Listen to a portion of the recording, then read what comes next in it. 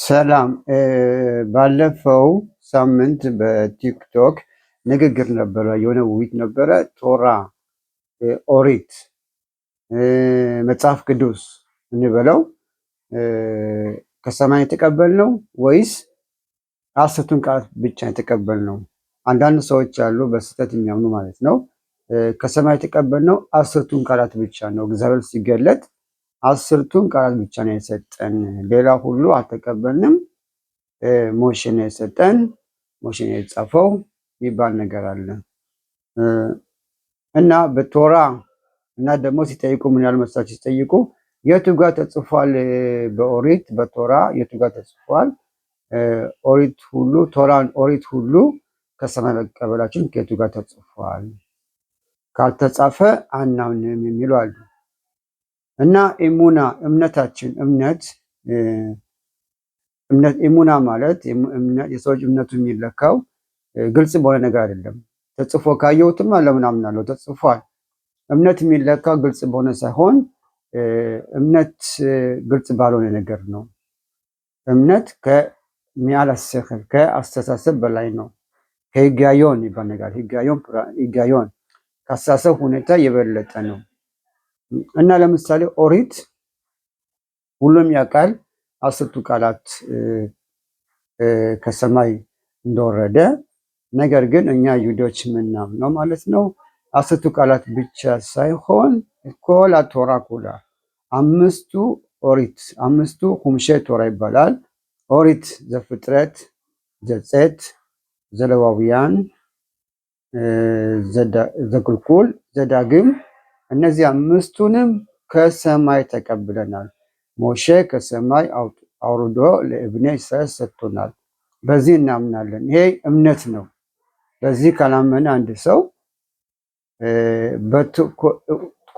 በቶራ ሁሉ ያምን ማለት ነው። ስለዚህ ቶራ አስርቱ ቃላት ብቻ ሳይሆን ይሄ ሁሉ ነው። አስርቱ ቃላት የተጻፈውን በቶራ የተጻፈው። ስለዚህ ምናምነው ይሄ ሁሉ ከሰማይ የወረደ ቃላት ነው።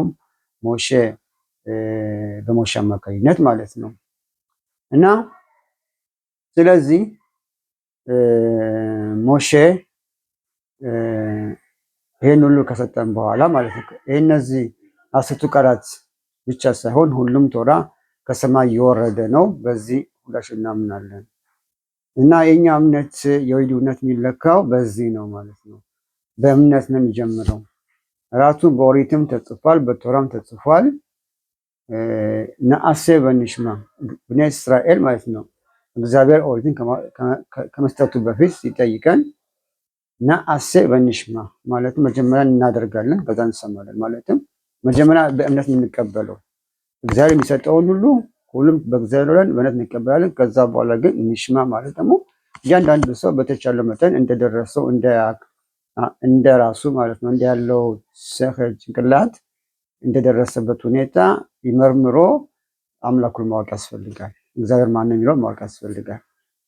ምክንያቱም በኦሪትም ተጽፏል ራሺቦት አይልባበኻ ኪአሸም ወኤሎኪም ኤን ኦል ሚልባዶ ማለትም ማወቅ አለብን እግዚአብሔር ማን እንደሆነ በእውቀት ብቻ ሳይሆን ደግሞ ራሺቦት አይልባበኻ ከልባችን ወደ ልባችን ውስጥ መግባት አለበት ማለት ነው።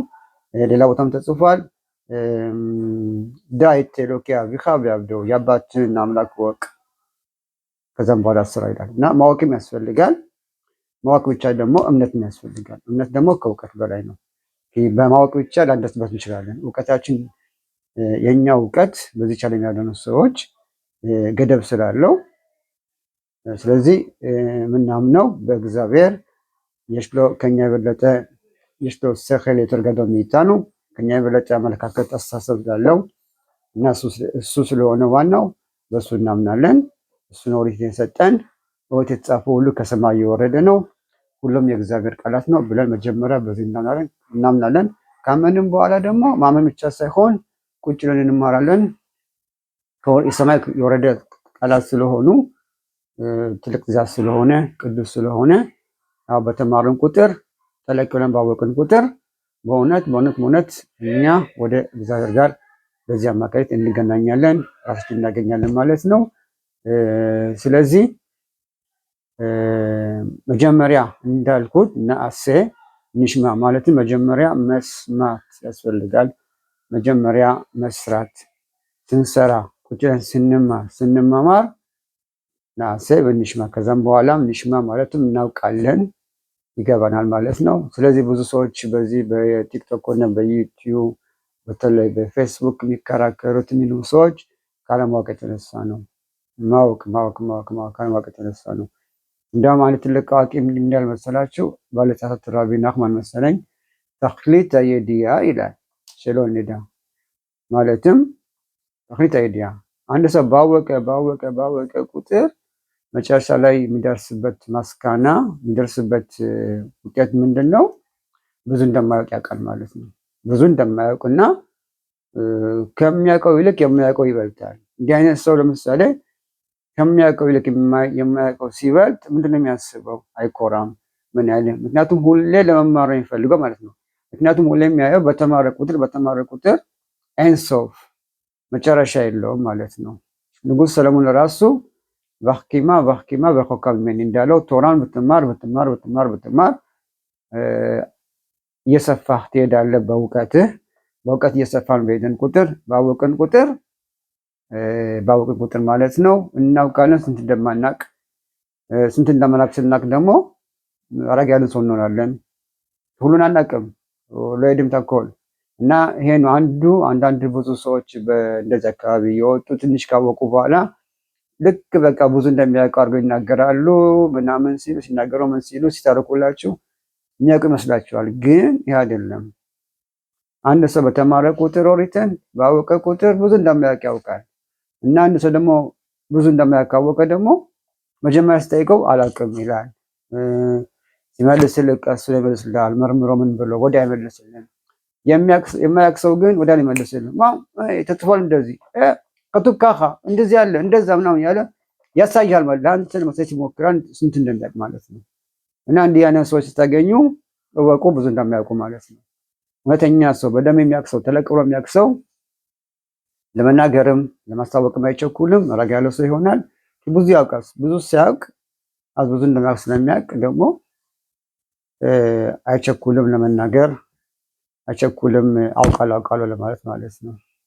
እና በእውነት እቺ ኦሪት እንደምናየው በየዓመቱ ስናነባ ስንከላልሳት ሁሌ ከእግዚአብሔር ጋር ነው የምንገናኘው። ኦሪት ዘደባር ካዶሽ ኦሪት ከሰማይ የወረደ የእግዚአብሔር ቃል ትእዛዝ ስለሆነ አሁንም ስንማር ዘመኻ እየወጣን ነው ማለት ነው።